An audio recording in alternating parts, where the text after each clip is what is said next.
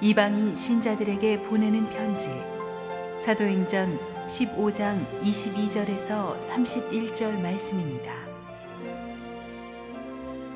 이에 사도와 장로와 온 교회가 그 중에서 사람들을 택하여 바울과 바나바와 함께 안디옥으로 보내기를 결정하니 곧 형제 중에 인도자인 바사바라 하는 유다와 실라더라.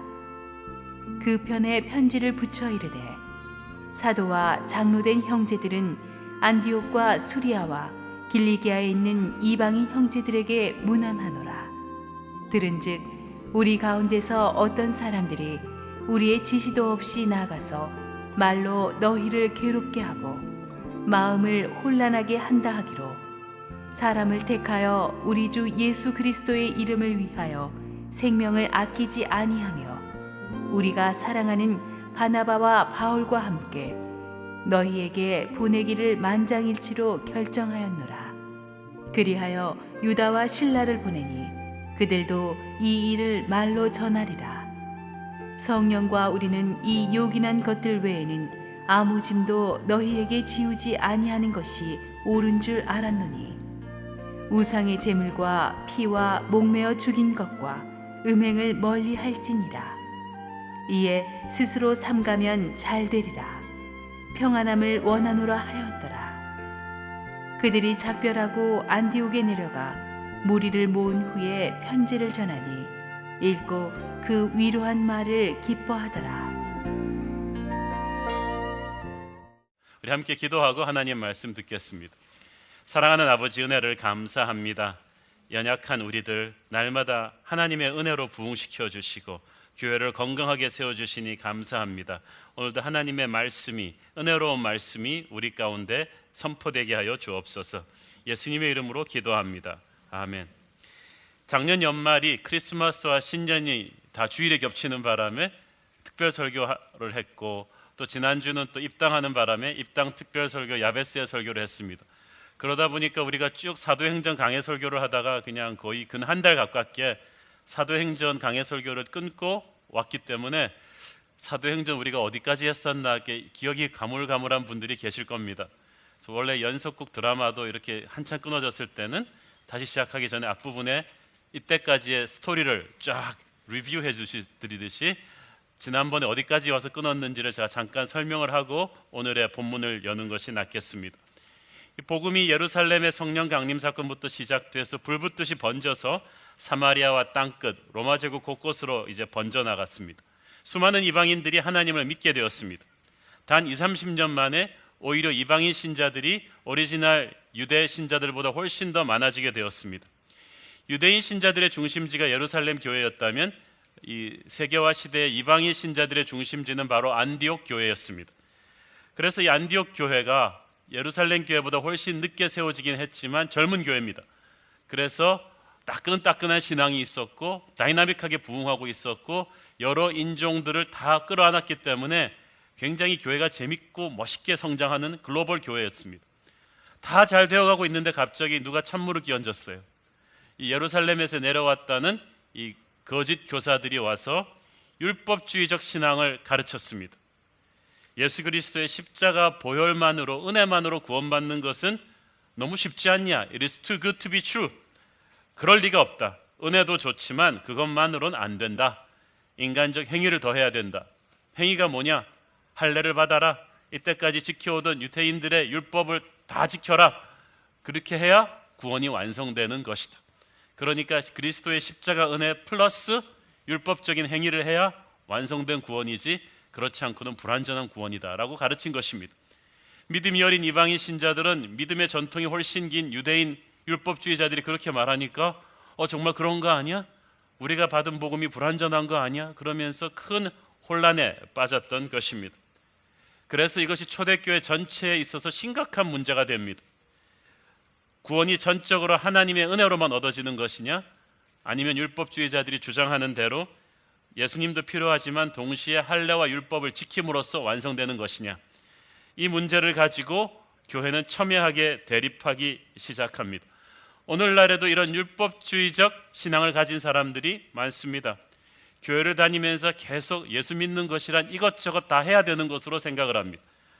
주차 봉사하고 11조하고 사역하고 이런 여러 것들을 다 열심히 하는데 이 마음에 기쁨이 없어요. 왜냐하면 의무감에서 하기 때문입니다. 이렇게 안 하면 하나님한테 벌 받을까 봐 합니다. 이렇게 함으로써 행위로서 하나님한테 좀 점수를 따보려고 합니다. 그렇게 하는 사람들은 자기만 속박하는 것이 아니라 남도 속박합니다. 왜 나는 열심히 하는데 저 사람은 안 하지? 그런 열등감과 교만함과 서로를 판단하는 영이 교회를 휩싸이게 되죠. 그래서 이 문제가 심각합니다. 바울 바나바는 이 문제를 해결하기 위해서 직접 예루살렘 교회로 뛰어 올라오게 되고, 그래서 이 예루살렘 교회 지도자들이 전체 리더십들을 모아서 양쪽의 의견을 들어보면서 이 문제를 결정을 하게 됩니다. 그것이 예루살렘 공의회였습니다.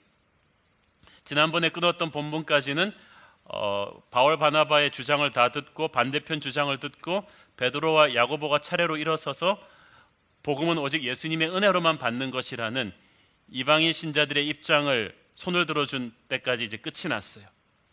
오늘 우리는 이 예루살렘 공의회의 결론 부분을 이 본문에서 보게 됩니다. 저는 이 상황을 보면서 교회 내부의 갈등을 해결하는 성경적인 이 패턴이 반드시 필요하다는 것을 새삼 느끼게 되었습니다. 주님은 완전하시지만 인간은 불완전합니다. 은혜 받고 구원받았지만 불완전한 인간들이 모인 교회이기 때문에 갈등이 없을 수가 없습니다. 다들 자기 생각이 있고 자존심이 있습니다. 그렇지만 이 갈등이 건강한 갈등, healthy conflict, 교회를 완전히 세우는 건강한 갈등이 되게 할 수는 있습니다. 그래서 하나님이 우리가 한 극단으로 치우치는 것을 막고 교회를 성숙시켜 가시는 것입니다.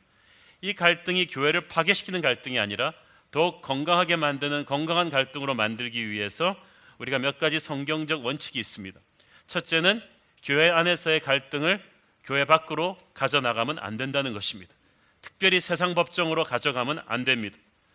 고린도 교회 같은 경우는 워낙 똑똑한 세상적 엘리트들이 많았기 때문에 이들은 교회에서 이 분열이 심해지니까 그래? 그러면 나 지방법원 가서 고소할 거야. 그리고 그냥 고소장을 넣어버렸어요. 그랬더니 저쪽 편에서 뭐 너만 변호사 있냐? 우리도 고소한다. 그래가지고 맞고소를 하고, 그래서 고린도 도시에서 교회가 웃음거리가 됐어요. 야, 교인들끼리 싸운다? 법정에서 싸운다? 피고랑 원고가 교회 목사랑 장로다? 이러면서 세상의 조롱거리가 되어버렸습니다. 바울은 이것을 개탄한 나머지 고린도 교회에게 보내는 편지에서 이렇게 말했습니다. 고린도전서 6장 1절 시작. 너희 중에 누가 다른 이와 더불어 다툼이 있는데 구태여 불의한 자들 앞에서 고발하고 성도 앞에서 하지 아니하느냐. 여기서 불의한 자들이란 세상의 재판관들을 말합니다. 세상의 재판관도 세상적으로는 도덕성이 있죠. 법적이죠. 그러나 그들은 예수님의 의로 거듭나지 않았기 때문에 불의한 자들이라는 것입니다. 왜 그들의 판단을 거듭난 하나님의 자녀들이 받으려 하는 것입니다. 성도는 세상을 판단할 왕 같은 제사장들이지 우리가 세상을 판단할 영적 권세가 있는데 왜 성도들끼리 싸워서 세상 앞에 판단받고자 하는 것이죠. 그래서 망신을 당하고 하나님의 영광이 땅에 떨어지는 결과를 갖게 오게 됩니다. 사랑하는 여러분, 교회도 완전한 곳은 아닙니다. 사역팀들끼리 성도들끼리 갈등이 있을 수가 있고 때로는 교회가 쪼개지는 것 같은 분열과 다툼이 있을 수가 있습니다. 그런데 그때 교회 안에 영적 지도자들이 중재하고 기도와 말씀으로 성령의 인도하심을 받아 해결을 해야지, 그것을 세상 법정으로 끌고 가서 세상적인 방법과 기준으로 해결하는 것은 결코 하나님이 원하시는 것이 아닙니다. 오늘날 한국 교회가 그것을 많이 했습니다. 교포 교회들도 많이 했습니다. 어떤 교회에서는 이렇게 파가 갈려서 싸울 때 한쪽 파가 예배드린 걸 막기 위해서 세상 법정에 페티션을 넣어서 경찰이 와서 막고 하는 그런 정말 부끄러운 일들을 교회가 하기도 했습니다. 교회 안에서 파가 나눠서 재산 싸움을 하기도 했습니다. 그러나 예수님의 피로 구원을 체험한 성도들이 구원을 체험하지 못한 세상의 법정에 가서 재판받는다는 것은 부끄러운 일입니다.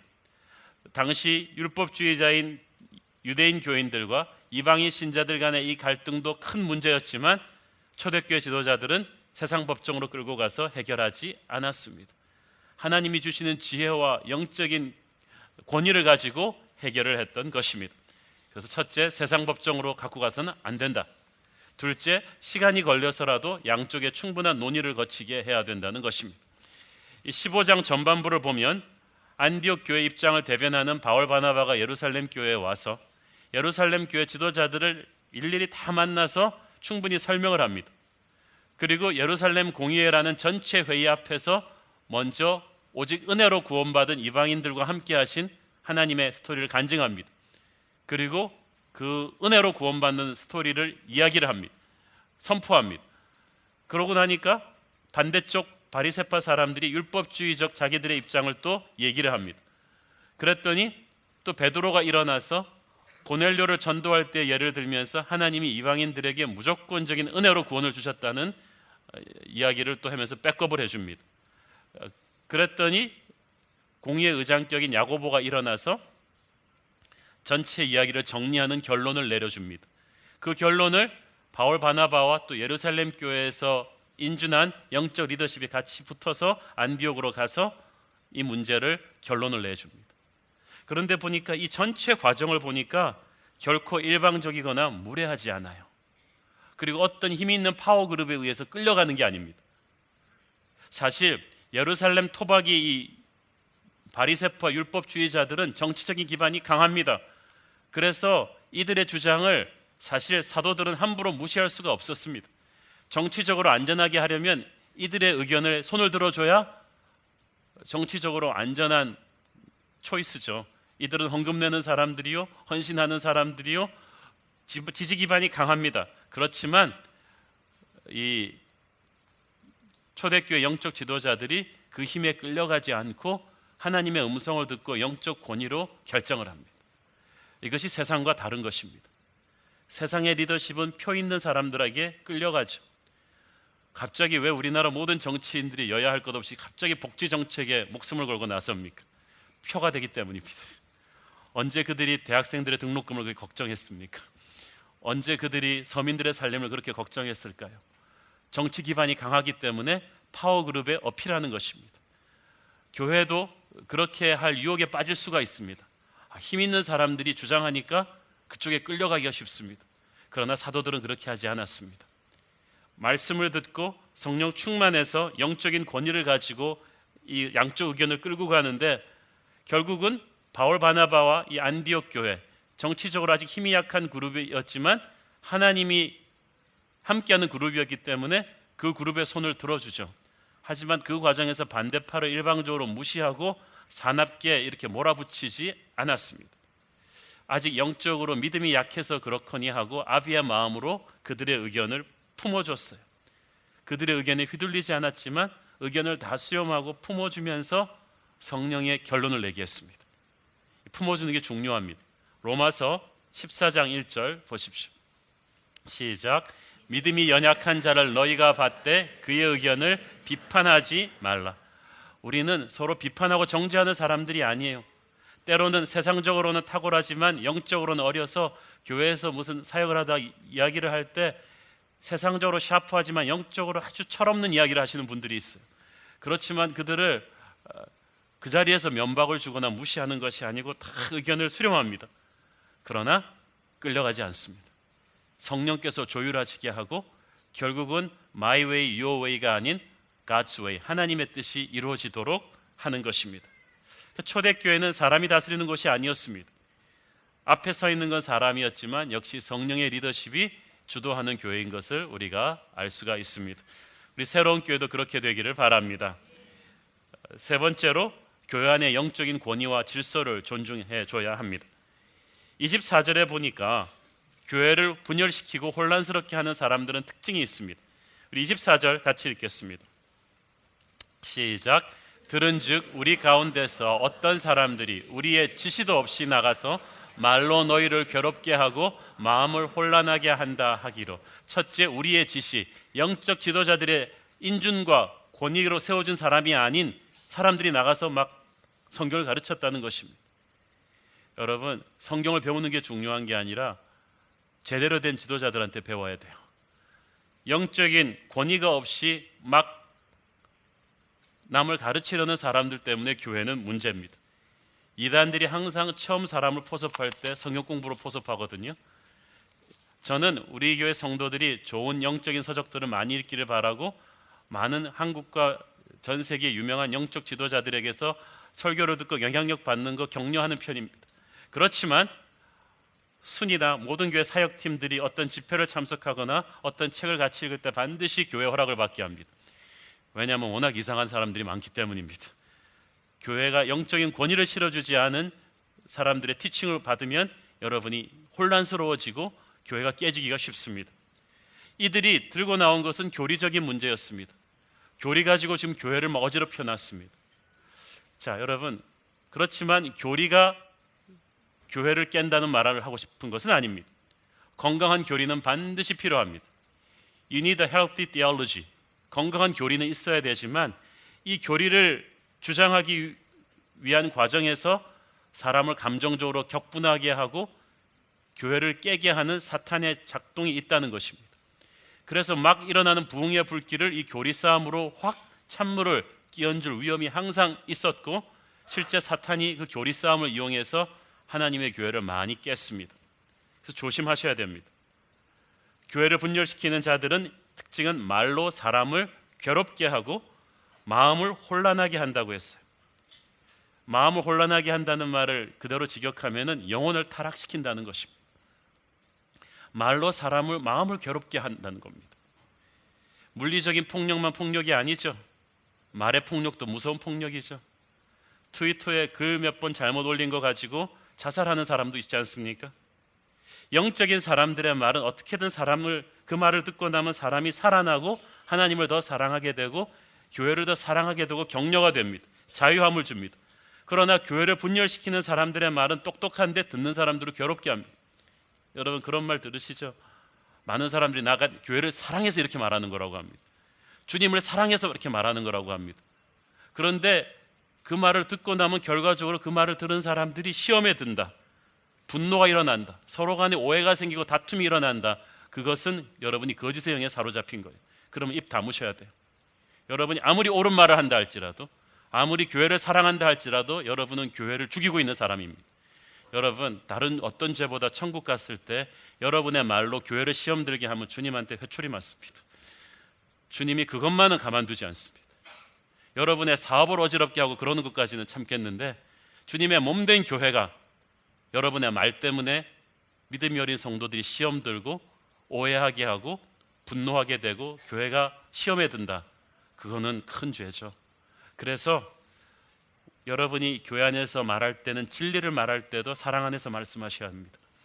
소금을 치듯이 그렇게 부드럽게 덕스럽게 말해야지 사람들이 살아나고 죽지 않습니다. 분열시키는 사람들의 말을 들으면 영혼이 망가져요. 사람들이 교회에 대해서 오해하게 돼요. 형제에 대해서 오해하게 돼요. 그래서 여러분의 말이 사람을 살리는 말인지 죽이는 말인지를 여러분의 말을 들은 사람들의 인생 변한 걸 보고 판단하십시오. 여러분 말 듣고 그 순이 살아났나요? 새로운 신자들이 주님을 더욱 사랑하게 되었나요? 사역팀들끼리 서로도 화목하게 되었나요? 아니면 여러분의 그 의로운 똑똑한 소리 듣고 사람들이 시험에 들고 교회를 떠나고 영적인 권위에 대해서 상처를 받았나요? 사랑하는 여러분, 나는 여러분의 말이 사람을 살리는 말 되기를 바랍니다. 그리고 그런 분들의 말을 듣고 앉아 있지 마세요. 이상한 말을 하는 사람들. 그 요새 학교 왕따 폭력 추방 캠페인 중에 하나가 멈춰! 그거를 누가 왕따시키고 동료 애들을 폭행하는 것 같으면 그냥 누가 팍 멈춰 그래가지고 상황을 수습한다던데 우리 교회도 그거 한번 해봤으면 좋겠어요. 순예배나 사역팀에서 똑똑한 얘기지만 교회를 시험 들게 하고 성도를 마음을 힘들게 하는 이야기를 하면 그냥 멈춰 그러는 거죠. 순원들도 순장님 입을 딱 막고 멈춰. 그 말은 옳은 말이지만 나를 분노하게 하네요. 교회에 대해서 시험 들게 하네요. 이러면 그 말을 멈추게 해야 되는 것입니다. 그렇게 해서 교회가 시험 들게 하는 것을 막아야 합니다. 네 번째로 교회 안에 분쟁이 생겼을 때 영적 리더십이 나서서 책임지고 해결을 주도해야 합니다. 본문에 보면 유대인 율법주의자들과 이방인 새신자들 사이에 생긴 이 깊은 갈등 앞에서 도대체 누구를 편들어주고 누구를 버리기가 힘든 상황이에요. 우리나라 정치 리더십이 진보와 보수 한쪽을 택할 수가 없듯이 영남과 호남 한쪽을 택할 수가 없이 다 품어야 하듯이 율법주의자와 자유주의자들 나중에 말씀드리겠지만 이 초대교회 지도자들이 이 갈등을 풀어야 합니다. 그런데 중요한 것은 이들이 정치적으로 안전하기 위해서 도망간 것이 아니고 이 문제 해결 핵심에 딱 섰다는 것입니다. 22절을 보니까 사도와 장로와 온 교회가 이렇게 써 있죠. 23절에 보니까 또 사도와 장로된 형제들은 너에게 편지를 쓴다 이렇게 되어 있습니다. 결국 문제를 책임지고 해결하는 주체가 교회 사도와 장로 리더십이라는 것입니다. 여러분, 많은 사람들이 세상에서는 리더십의 그 화려함은 갖고 싶어 합니다. 사람들이 절하고 존경하고 이런 것도 갖고 싶어 하는데 정작 리더십이 책임을 져야 될 때 다 비겁해요.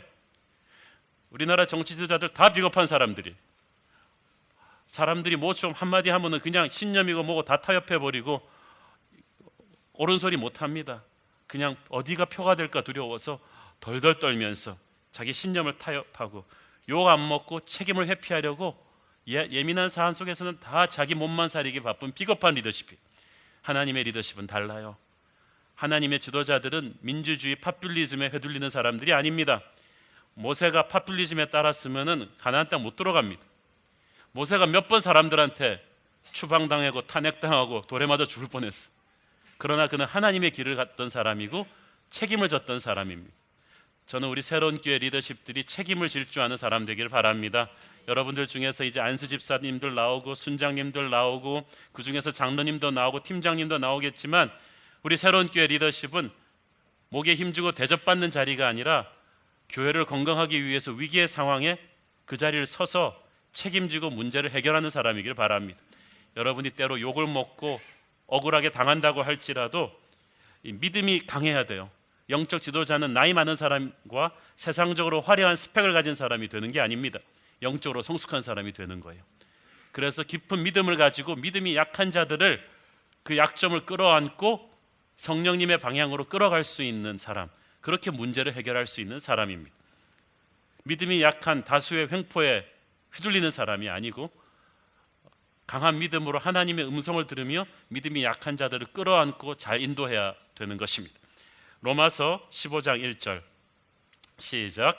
믿음이 강한 우리는 마땅히 믿음이 약한 자의 약점을 담당하고 자기를 기쁘게 하지 아니할 것이라. 자기를 기쁘게 하지 않는다는 말은 자기 인기를 위해서, 자기 편의를 위해서 도망가지 않는다는 것입니다.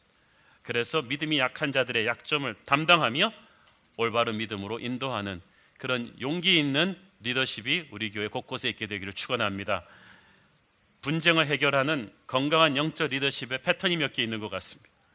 첫째는 정확한 목적의식을 가지는 겁니다. 25절에 보니까 참 좋은 말이 있어요. 25절 앞부분을 보세요. 같이 읽겠습니다. 시작. 사람을 택하여 우리 주 예수 그리스도의 이름을 위하여 생명을 아끼지 아니하며 우리가 사랑하는 바나바와 바울과 함께 너희에게 보내기를 만장일치로 결정하였노라. 우리 주 예수 그리스도의 이름을 위하여 생명을 아끼지 아니하는 자가 바울 바나바였다. 영적인 지도자다. 영적인 지도자는 자기 이름을 내세우기 위해서 목숨 거는 사람 아닙니다. 그는 예수의 이름을 위하여, 하나님의 영광을 위하여 목숨 거는 사람입니다. 저는요, 딴 거는 저를 가지고 욕하는 사람들은 가만히 있지만 예수님 이름 함부로 파는 사람들은 장난으로라도 절대 저는 그렇지 못하게 합니다. 제가 한번 옛날에 섬기던 교회에서 막 주차할 때 주차팀이 너무 사람들이 막 차를 아무데나 대니까 그렇게 붙여놨어요. 예수님은 여기에 주차하는 걸 싫어하십니다. 그래서 담당자 불러서 그냥 여기에 주차하지 말아달라고 붙여라. 왜 예수님 이름 파냐? 옳은 말이지만 그렇게 예수님 이름 함부로 팔지 마라. 그분의 이름이 어떤 이름인데 그는 모든 이름에 뛰어난 이름이며 귀신이 쫓겨갈 이름이며 그 이름이 나를 구원한 이름이며 찬양과 존귀와 영광을 받으실 이름을, 그 이름을 팔아서 주차 정리했을 것이냐? 그건 아니다. 사랑하는 여러분, 교회 분쟁이 일어날 때도 마찬가지. 지금 누가 욕먹고 있는가를 생각해야 돼요. 우리가 교회 분쟁이 일어나면 자기 쪽이 이겨야 된다고 생각합니다. 우리 쪽이 이기기 위해서 철야기도 합니다. 금식기도 합니다. 그러나 지금 교회 분쟁의 여러분의 목적은 여러분이 이기는 게 아닙니다. 여러분이 지더라도 하나님의 영광이 서는 게 목적이에요. 때로는 여러분과 양쪽 다 틀릴 수가 있어요. 그래서 항상 기도할 때 주님 우리가 이기게 하여 주시옵소서라고 기도하지 말고 주님의 영광이 어쨌든로 결론 나게 하여 주시옵소서라고 기도하셔야 돼요. 저는 교회대항 축구대회 할 때 양쪽 교회가 다 뭐 십자가 군병들아 찬양 부르면서 그냥 열심히 통성기도할 때 저는 대책이 안 섭니다. 교회대항 축구대회 하면서 지금 하나님 보고 누구를 편들라는 것입니까? 여러분, 교회 안에서 같은 믿음의 형제들끼리 싸울 때 하늘아버지의 심정이 어떻게 했는가를 생각해 보십시오. 여러분한테 아들이 둘이 있는데 둘이 피 터지게 싸워가지고 큰아들이 동생을 짓밟고 이겼어요. 그리고 와서 올레 그러면서 아버지 제가 해냈어요. 엄마 나 챔피언 먹었어. 이러면 여러분이 심정이 어떻겠습니까? 자기 형제 짓밟아 놓고 하늘 아버지의 마음이 그렇습니다. 교회 안에서는 둘 다 이겨야지 한쪽이라도 이기고 한쪽이 지면 그거는 둘 다 지는 것이고 그러면 하나님이 영광받지 못하십니다. 어쨌든 세상 사람들 앞에서 우리 안에 갈등 관계가 나가는 그 순간부터 우리는 하나님 나라 망신시키는 거예요. 외국 가서 자기 나라 욕하는 사람이 정말 바보 같은 사람이듯이 불신자들 앞에서 교회 욕하면 안 됩니다. 전도도 못할지언정 여러분이 그렇게 하면 안 되죠. 우리가 지켜야 될 마지막 자존심은 하나님의 영광인 줄로 믿습니다. 그래서 우리 주 예수 그리스도의 이름을 위해서 생명을 아끼지 않는 자다. 이 말은 무슨 말입니까? 분쟁을 해결하는 과정을 보면서 지켜보는 성도들이나 불신자들이나 할 것 없이 이 말이 나와야 돼요. 아, 역시 세상 사람들과 교회 사람들 다르구나. 역시 기도하는 사람들은 이 과정이 덕스럽고 아름답구나. 격이 있구나. 교회는 다르구나. 저들이 믿는 하나님은 살아계시는 분이구나를 사실 교회가 분쟁 해결하는 과정에서도 사람들이 볼 수가 있습니다. 분쟁이 없을 수는 없잖아요. 우리가 천사도 아닌데. 그러나 그 과정에서 우리는 주님께 영광을 돌리는 하나님 나라의 자존심을 지켜야 합니다. 입술에 피가 나도록 깨물더라도 불신자들 앞에서 교회 욕하면 안 되고요. 형제들끼리 치고받는 모습을 세상 법정으로 가지고 가면 안 되고요. 저쪽을 꺾고 내가 반드시 나의 뜻을 관철하겠다는 그런 지나친 의지에 불타도 안 됩니다. 교회가 한 마음이 되도록 인도해 주는 것이 영적 리더십의 역할이죠. 25절에 교회가 만장일치로 결정하였노라. We all agreed. 만장일치가 아직 안 되는 상황이었는데 만장일치가 되게끔 설득한 거예요. 그 많은 율법주의자들을 다 설득하고 축복하고 기도해서 어쨌든 이 결론에 힘을 실어주도록 끌어안은 것입니다. 여러분, 영적 리더십이 뭐라고 생각합니까? 그것은 아버지의 마음을 갖는 것입니다. 제가 목회할 때 어떤 존경하는 선배 목사님이 그 말씀을 하셨습니다. 한 목사, 목회자의 마음은 바다와도 같아야 되는 거야. 특히 담임 목사의 마음은 바다와도 같은 거야. 바다에 사람들이 온갖 오물 다 버리지, 온갖 강줄기, 시궁창물 다 들어오지. 그러나 바다는 그걸 다 차단하지 않고 다 감싸 안고, 그렇지만 저 웅장하고 아름다운 모습을 보여주듯이 목회자의 심장은 그런 거야 되는 거야. 세상 사람들 조직처럼 예쁘고 착하고 돈 많고 힘 있고 내 마음에 드는 사람만 끌어안을 수 없는 거야. 때로는 고슴도치처럼 따끔거리는 사람도 그냥 품에 안고, 어쨌든 우리는 가족이기 때문에 성령 안에서 하나가 돼야 되는 거예요. 그렇습니다. 그래서 우리는 많이 인내해야 합니다. 많이 성숙해져야 합니다. 교회 안에서의 분쟁과 다툼이 어쨌든 오래가면 안 됩니다. 여러분, 항상 싸움하면서 문제를 해결하는 분들이 있어요. 내가 아니면 누가 이런 말 하겠냐. 내가 아니면 항상 자기를 정의의 사도로 생각하시는 분이 있는데요. 여러분에게 그런 열정이 있다면 여러분이 그 말할 사람이 아닙니다. 하나님께서는 어찌됐든 형제자매가 서로 화목하기를 원하십니다. 여러분이 조금 더 억울하게 당하고 여러분이 조금 더 참고 양보하면서 하나님의 교회를 하나로 만들어 가야 합니다. 그 몸부림을 칠 때 하나님이 여러분 억울한 거 다 아시고 축복하실 거예요. 고린도전서 1장 10절 시작. 형제들아, 내가 우리 주 예수 그리스도의 이름으로 모두를 권하노니 모두가 같은 말을 하고 너희 가운데 분쟁이 없이 같은 마음과 같은 뜻으로 온전히 합하라. 아버지여, 우리를 하나 되게 하여 주시옵소서. 계속 여러분은 그 생각을 해야 돼요. 저는 그래서 새로운 교회에서 팀장으로 세우고 안수집사로 세우고 나중에 장로로 세우는 모든 분들은 일단 목회자와 성도들에게 피스메이커라는 평판을 받아야 돼요. 똑똑하고 돈 많고 이런 거 다 필요 없어요. 저분이 정말 성령의 사람이며 저분이 가는 곳에 어디든지 넓은 가슴으로 끌어안고 화목하게 하는 자라야 됩니다. 그래야 이 교회가 강하고 든든하게 서갈 줄로 믿습니다. 셋째로 성령님과 일심동체가 돼야 합니다. 28절을 보니까 성령과 우리는 이 말이 나오죠. 28절. 저는 이 표현이 참 좋습니다. 결국 이 결정을, 마지막 결정을 성령과 이 리더십이 한 마음이 되어서 했다는 것입니다. 사실 어떻게 보면 굉장히 오만하게 들릴 수 있는 말이죠. 감히 누가 자기가 결정해놓고 이거 하나님의 뜻이다라고 말할 수가 있습니다. 여러분, 최근에 뭔가를 결정한 일이 있으십니까? 자기 직장 선택하는 일이든 배우자 선택하는 일이든 사업 일이든 교회 일이든 뭔가 중요한 결정을 할 때 모두가 스탠더드 오브 저지먼트, 결정 기준들이 각각 있으시죠. 어떤 분들은 결정할 때 사람들 눈치를 많이 보고 합니다. 안전한 쪽으로. 또 어떤 분들은 전문가 의견을 참조합니다. 또 어떤 분들은 혼자 밤새도록 고민합니다. 어떤 분들은 학교 다닐 때부터 찍는 버릇이 돼가지고 찍습니다. 어떤 분들은 손해보지 않는 쪽으로 합니다. 어떤 분들은 그냥 돈이 되는 쪽으로 합니다. 인생이 심플합니다. 어쨌든 돈이 되는 쪽으로. 어떤 분들은 편한 쪽으로 합니다. 그런데 여러분이 물어야 될 질문은 항상 이것입니다. 이것이 나의 의견인가? 성령님의 의견인가? 여러분이 하나님의 자녀가 되기로 결심하고 구원받았으면 모든 결정의 마지막 컨설팅은 성령님께 받으셔야 합니다. 인생은 결국 계속 결정하는 거예요. 아무리 똑똑해도 결정 몇 번 잘못하면 인생 어그러집니다. 그래서 우리가 성령님과 항상 일심동체 혼연일체가 되어서 결정해야 하는데, 특별히 교회 안에서 영적 권위의 자리에 있는 사람들은 더욱 성령님과 하나가 되어야 합니다. 여러분이 하나님과 한 코드로 딱 맞춰야 돼요. 베드로전서 4장 11절 보십시오. 시작. 만일 누가 말하려면 하나님의 말씀을 하는 것 같이 하고 누가 봉사하려면 하나님이 공급하시는 힘으로 하는 것 같이 하라. 이는 범사에 예수 그리스도로 말미암아 하나님이 영광을 받으시게 하려 함이니 그에게 영광과 권능이 세세에 무궁토록 있느니라. 아멘. 굉장히 무서운 말이죠.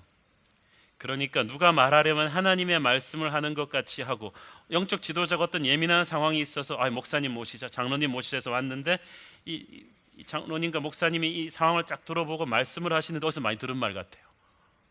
너무나 지혜롭고 파워 있는 말씀을 하시는데 어디서 많이 들었어. 성경 말씀을 하시는 거예요. 그리고 느낌이 예수님이 이 자리에 계셨어도 똑같이 저렇게 말씀하실 것 같은 공감대가 순식간에 형성이 되면서 상황이 평정이 돼요.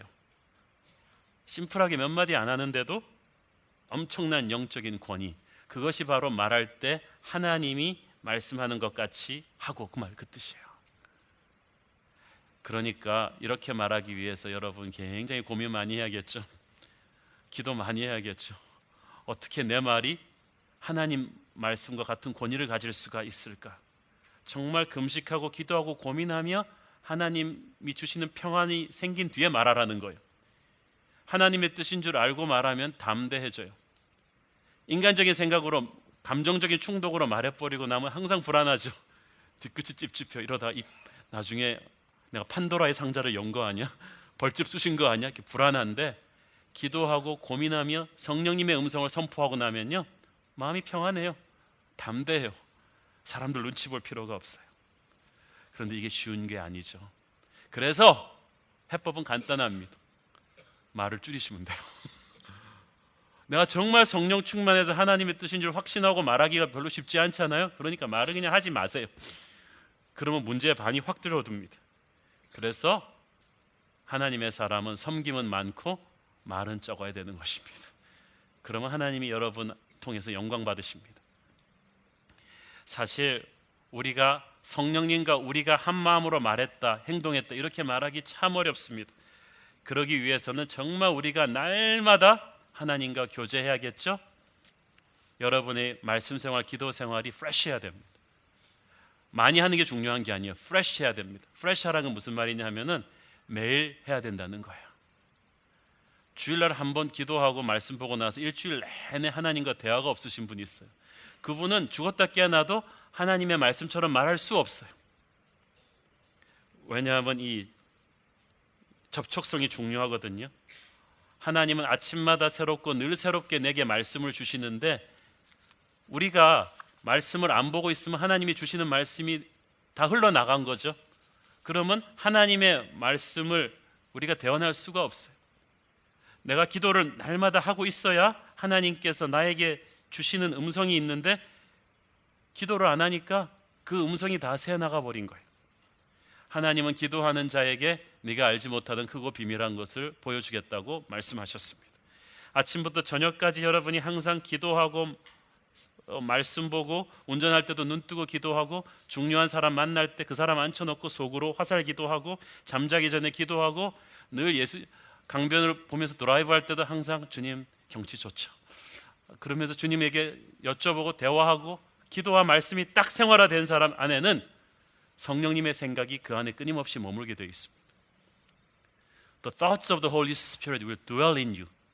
그러면 하늘의 지혜가 그 사람 안에 항상 있는 거예요. 그러면 같은 상황이 닥쳐도 이 사람은 보통 사람이 보지 못하는 걸 탁 봐요. 왜냐하면 너는 내게 부르짖으라 내가 네게 응답하겠고 네가 알지 못하던 크고 비밀한 일을 보게 될 것이다. 그리고 대부분의 일은 우리가 알지 못하니까 하나님께 기도해야 돼요. 그래서 기도하는 사람이 무슨 말을 하면요 수준이 달라요. 어떻게 저렇게 그런 생각이 있지? 어떻게 이런 절망적인 상황 속에서 이런 소망이 생기지?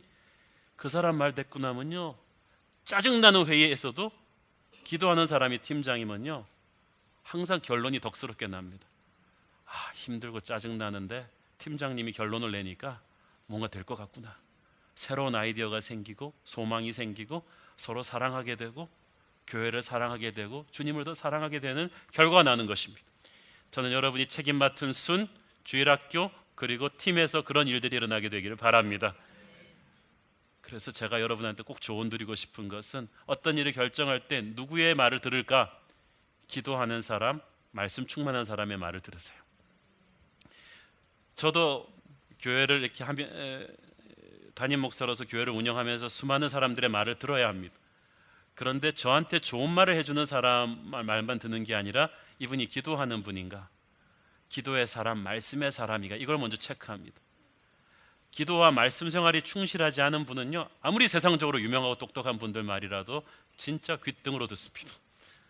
예의 바르게 듣고 그냥 끝내버립니다. 그러나 이분이 아무리 세상적으로 볼품없다 해도 기도와 말씀의 사람이다. 아주 그냥 저는 똥끝 듣습니다. 왜냐하면 기도의 사람, 말씀의 사람 안에는 성령이 계시거든요. 성령께서 그를 통해 말씀하시거든요. 여러분도 똑똑한 전문가 말 듣기 전에 영성 있는 사람 말을 듣기를 바랍니다. 그래서 여러분의 결정과 성령님의 결정이 같은 방향으로 가야 되는 거예요. 할렐루야. 건강한 교회는요 영성이 밸런스가 맞춰져 있는 교회입니다. 우리 28절 29절을 보십시오. 이 예루살렘 공의회가 이런 우여곡절을 통해서 이 결론을 내는데 이 결론이요 아직도 오늘날의 교회 안에도 존재하고 있는 양극단을 밸런스 시키는 것인데 이것이 우리한테 굉장히 중요합니다. 먼저 첫째는 우리가 영적인 자유함을 누릴 줄 알아야 된다는 것입니다. 28절 같이 읽어볼까요? 시작. 성령과 우리는 이 요긴한 것들 외에는 아무 짐도 너희에게 지우지 아니하는 것이 옳은 줄 알았노니. 자, 이 율법주의자들의 특징은요 사람들한테 자꾸 짐을 지운다는 것입니다. 그래서 이분들은 교회에서 사역을 굉장히 많이 하는 분들이 율법주의자들이었어요. 그 당시 바리새파 율법주의자들은 어느 정도 했냐면요 일주일에 2번 금식 그리고 11조 감사헌금 그리고 이웃 돕기 사역 뭐 이렇게 해가지고 거의 누가 교역자고 누가 평신도인지 모를 정도로 엄청나게 많은 사역을 한 사람들인데 이들은 사역을 했지만 일을 했지만 마음에 기쁨이 없는 사람들 전부 다 이마에 쌍심 지키고 교회 나오는 사람들이었어요. 왜냐하면 이분들은 사역을 하는 동기가 기뻐서 한다기보다는 의무감에서 하는 거예요. 탕자의 큰 형처럼. 왜냐하면은 내가 이 일들을 안 하면 하나님한테 찍힐까 봐 두려운 거죠. 그래서 주중에 무슨 차 사고라도 나면 지난주에 내가 11조 못했구나. 역시 11조 해야 돼. 집안에 누가 아프면 아이고 주일학교 교사 하루 종일 빼먹었더니 하나님 너무하시네. 이런 생각을 하는 거예요. 인과응보. 그래서 하나님한테 찍히지 않기 위해서, 그리고 이분들은 또 일을 하고 나면 항상 보상 심리가 있습니다. 사업이 안 되면 내가 이때까지 교회에다 드린 헌금이 얼만데 하나님은 은행보다도 이자가 낮으신가? 왜 이렇게 리턴이 안 오는 것이죠? 하나님이 나한테 이러면 안 되지. 아니 옆집에 방금 교회 나온 사람은 자식은 명문대 가는데 왜 우리 애는 떨어지지? 나는 안수 집사인데 그 많은 사역의 기록을 천국에서는 없단 말인가? 이런 생각을 해요. 일이 안 되면 자기가 봉사 안에서 벌 받는다고 생각하고, 또 일이 안 될 때는 하나님한테 섭섭한 마음을 가집니다. 하나님을 항상 give and take 관념으로 해석하니까 이 율법주의적 신앙은 성도들끼리의 관계도 그렇습니다. 왜 저 사람은 안내 안 하지? 나보다 더 많이 보는 것 같은데 11조 안 내나? 왜 나는 저 지하층에서 주차 안내하는데 저 사람은 로비에서 하지? 뭐 이런 생각을 계속하는 거예요. 성도끼리 서로 판단하고 무시하고, 처음 예수 믿은 사람은 교회 문화가 익숙하지 못하니까 막 언어도 서투르고 그러니까 모태신앙으로 자란 사람들은 막 무시합니다. 촌스러운 것들, 교회 11조도 뭔지 모르고 주기도문도 뭔지 모르고 저런 것들이 와서 교회 격을 떨어뜨린단 말이에요. 형제를 판단하고 무시하고, 그런 율법주의적인 신앙에 그들은 행위는 있는데 기쁨이 없어요. 형식만 남아버린 이것이 가장 무섭습니다. 하나님에 대한 사랑과 자발적인 기쁨이 없이 남의 눈을 의식하고 하나님의 벌을 피하고 상을 의식하면서 일하는 사람들, 이런 율법주의자들이 일은 많이 하지만 하나님의 마음은 몰라줍니다. 그들의 신앙은 마치 출근 도장 찍는 것과 같습니다. 하나님은 그런 구원을 주신 것이 아닙니다. 하나님은 우리에게 완전한 구원을 주신 줄로 믿습니다. 그래서 여러분이 사역을 하든 안 하든, 헌금을 하든 안 하든, 여러분이 십자가 보혈의 공로로 거듭난 이상 여러분은 하나님의 자녀입니다. 여러분이 이 땅에서 한 일 때문에 주님이 이렇게 벌 주시고 상 주시고 이걸 갖다가 변죽이 죽을 듯이 하시는 것이 아니란 말입니다. 그러므로 여러분이 헌금하고 섬김하는 거 그래도 안 와도 된다는 얘기는 아니고, 그것은 구원의 열매지 조건이 아닙니다. 신앙의 이름으로 여러분은 그래서 자기에게나 다른 사람에게 멍에 세우지 않기를 바랍니다. 그것이 자기에게 힘들었으면 남에게도 힘든 것입니다. 교회는 어떻게든지 복음의 본질을 붙들어야 합니다. 11조, 방언, 성경 공부, 주일 성수, 성가대 이런 것들 다 중요하지만 이것이 여러분의 멍해가 되지 않기를 바랍니다. 하나님한테 뭔가를 바라고 하는 게 아니기를 바랍니다. 벌 받는 게 두려워서 하는 게 아니기를 바랍니다. 남한테 과시하기 위해서 하는 것이 아니기를 바랍니다. 체면 때문에 하는 게 아니기를 바랍니다. 예수님을 만나서 기뻐서 하기를 바랍니다. 그래서 교회를 하면서 휘파람을 불면서 해야 되는 거죠. 저는 우리 새로운 교회 성도들 섬기고 봉사하는 팀들이 한 주일마다 250명에서 300명이 넘습니다. 이른 아침부터 와서 안내하시고 주차 봉사하시고 주일학교 가르치시고 새로운 카페 하시는데 얼마나 힘들게 일하시는데도 얼굴에 기쁨이 가득합니다. 중요한 것은 예수님이거든요. 복음은 누리는 것이거든요. 교회는 살아계신 예수님을 가르쳐야 합니다. 율법주의를 가르치는 것이 아니라 이 복음이 주는 자유함, 주님이 주시는 기쁨, 이것이 누린다는 것을 가르쳐주는 것입니다. 신앙은 행위가 아니라 누리는 것입니다. 저는 여러분이 새로운 교회를 통해서 기쁨을 누리게 되기를 축원합니다. 헌금을 하면서도 휘파람 불면서 하시고, 사역을 하면서도 휘파람 불면서 하시고, 좋아서 하시고 기뻐서 하시고, 누가 보든 안 보든 제일 어렵고 힘든 사역을 기꺼이 나 같은 죄인 살리신 주님의 은혜 감사하는 마음으로 감당하는 여러분 되기를 축원합니다. 그래서 율법주의자들에게는 이 영적인 자유함을 누려라. 아무 짐도 너희 자신에게나 형제들에게 지우지 말라고 얘기한 것입니다. 그렇지만 또 다른 극이 있어요. 영적인 자유를 누리는 건 좋은데 그 자유를 남용해서는 안 된다는 것입니다. 어떤 분들은 또 정반대예요. 와, 100% 은혜를, 내가 무엇을 하든지 하나님께서 은혜로 구원하시고 앞으로 은혜로 커버하신다.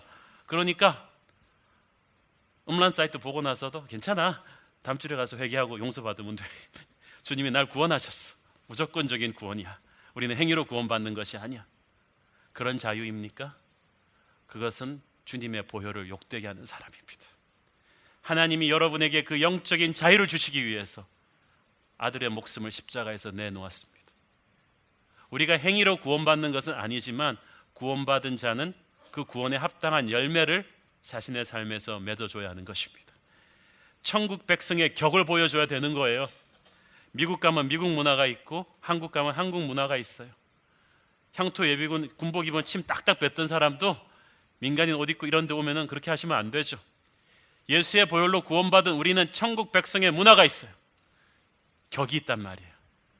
그것은 율법적인 것이 아니라 나를 위해 돌아가신 예수의 보혈을 무의식 속에 스며 넣은 사람이 자발적으로 하는 마지막 하늘나라의 자존심입니다.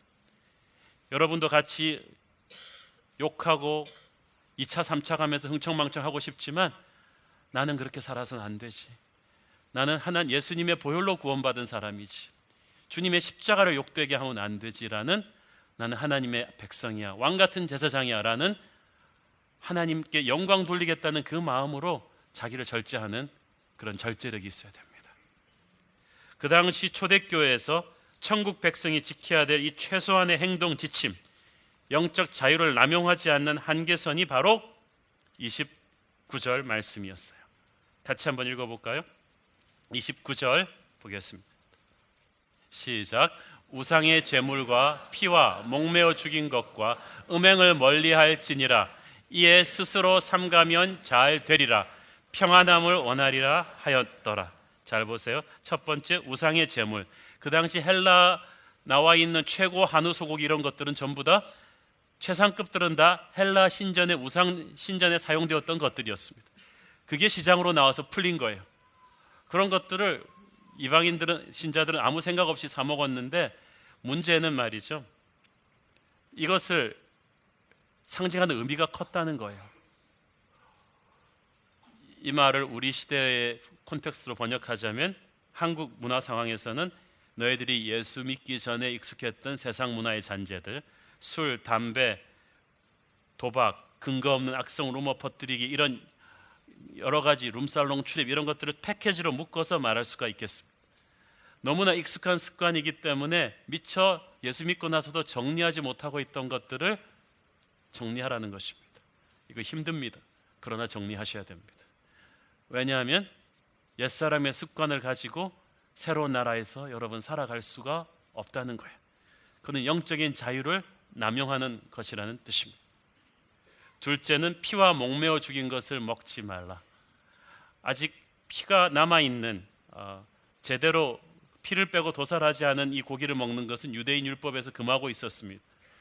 그것을 크리스천 성도들이, 이방인 유대인들이 함께 성도의 교제할 때, 식탁 교제를 할 때 유대인 성도들이 항상 보고 시험 드니까, 영적인 문제이기 전에 다른 형제 자매들을 시험 들게 하는 행위이기 때문에 이방인 신자들이 하지 말아달라고 부탁한 것입니다. 이게 뭐냐 하면요, 요즘 말로 말하면 영적인 회색지대에 있는 이슈들을 어떻게 할 것인가 하는 것입니다. 그러니까 정확하게 이것을 성경에서 이것을 하라 하지 말라고 말하고 있다고 말하기 힘든 부분이지만, 믿음이 어린 사람들한테 시험거리가 될 수 있는 것들을 말합니다. 제가 예를 들어 드릴게요. 어떤 분이 물어봅니다. 집사님인데, 목사님, 이중격투기 보는 게 죄입니까? 제 일상생활에 스트레스 해소인데 이중격투기, 성경에 그런 말은 없지 않습니다. 순장님이기도 해서 그래서 그분한테 제가, 물론 성경에 그런 말은 없습니다. 그래서 이건 예수님이 하시는 말이 아니고 이거는 제가 하는 말입니다만은, 성경의 원리에 의하면 영적인 회색지대 이슈지만 이것이 교회에 덕이 되냐 안 되냐를 생각할 때, 가령 우리 집사님께서 찜질방에서 이중격투기를 생중계를 보면서 막 상대쪽 이마를 까부시는 것을 피가 펄펄 터지는 걸 보면서 집사님이 교회에서 은혜 받던 그 열정으로 일어나서 같이 박수를 치면서 그 불쌍한 영혼의 얼굴에 피가 터지는 걸 보면서 막 환호하고 있을 때, 마침 집사님 순에 최근 예수 믿은 그 형제가 찜질방 하러 딱 들어왔다가 우리 집사님을 보았을 때 그 모습을 보면서 하나님께 영광을 돌리게 될까요? 그거는 고사하고 어떤 느낌을 받을까요? 그래서 저는 이중격 투기 관람이 성경에 있느냐 없느냐, 지옥 가느냐 천국 가느냐 그 이슈가 아니고 그냥 집사님이 판단하십시오. 알아서. 바로 그 얘기입니다. 여러분 안에 영적인 지혜와 판단력이 있죠? 그렇게 판단해서 영적인 회색 지대의 문제들을 해결하라는 것입니다. 각자 그런 애매모호한 것들을 오늘 성령님의 음성을 듣고 다 해결하는 하루가 되기를 축원합니다. 세 번째는 음행을 멀리하라는 것입니다. 이것도 크리스찬이 자기에게 주어진 영적 자유를 절대 남용하지 않아야 되는 것 중에 하나입니다.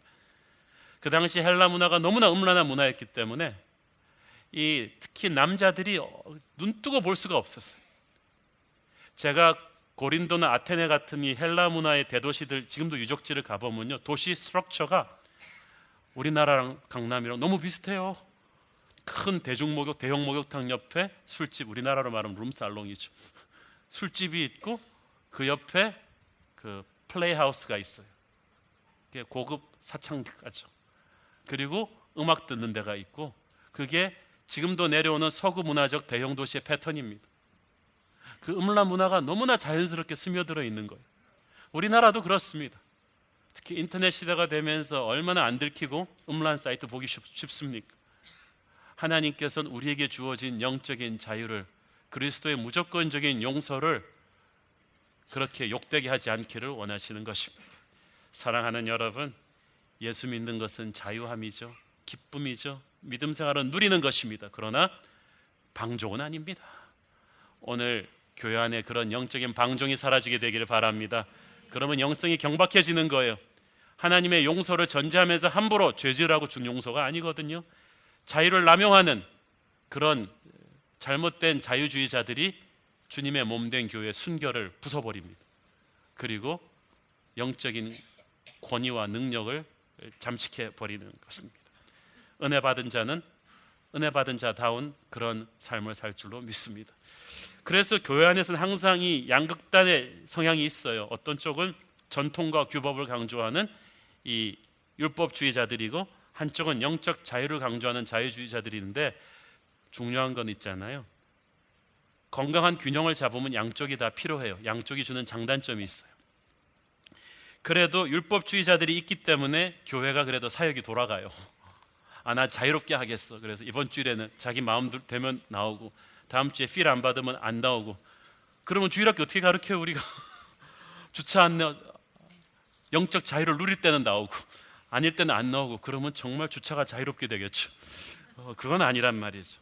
그래서 율법주의적인 이분들의 촘촘함이 있어서 교회 안에 시스템이 갖춰지고 영적인 질서가 서는 건 좋은 일이라고 봅니다.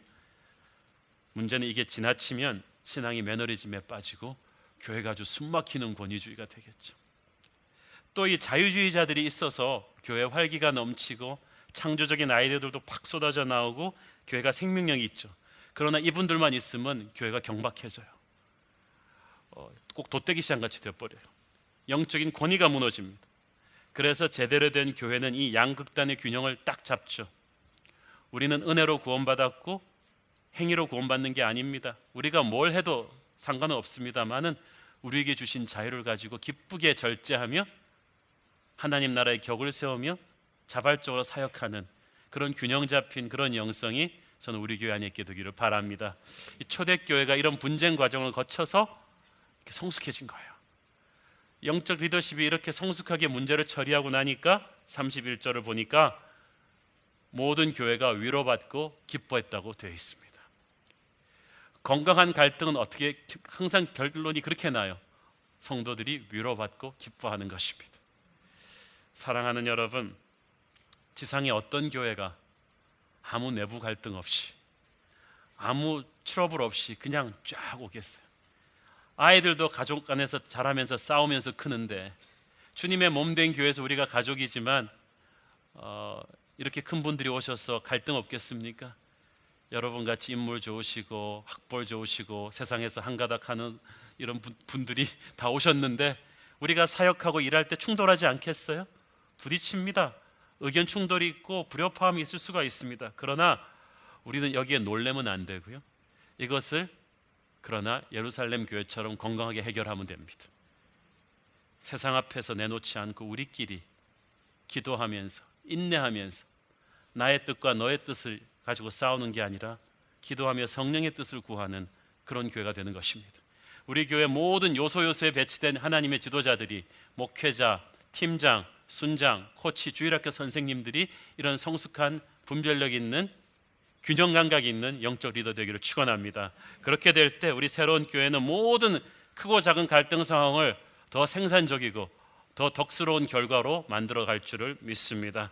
하나님께서 우리 교회를 통해서 얼마나 크고 놀라운 일을 예비하고 계십니다. 올해는 정말 비전을 추수하는 해가 될 것입니다.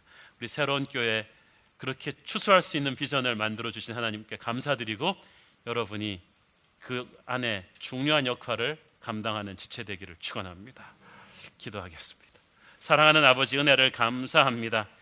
성장하는 예루살렘 교회, 안디옥 교회가 율법주의자들과 자유주의자들 간의 그 갈등을 덕스럽게 은혜롭게 해결해서 교회가 더욱 성숙해지고 단단해졌듯이 우리 새로운 교회도 성장하면서 여러 가지 갈등과 크고 작은 충돌이 우리 안에 있어도 정말 성령님의 리더십이 곳곳에 포진해서 은혜롭게 덕스럽게 주님의 나라를 세워가게 하여 주시옵소서. 영적인 자유함과 영적인 질서를 포용하는 그런 은혜로운 교회로 세워 주옵소서. 서로를 사랑하게 하여 주옵소서. 예수님의 이름으로 기도합니다. 아멘.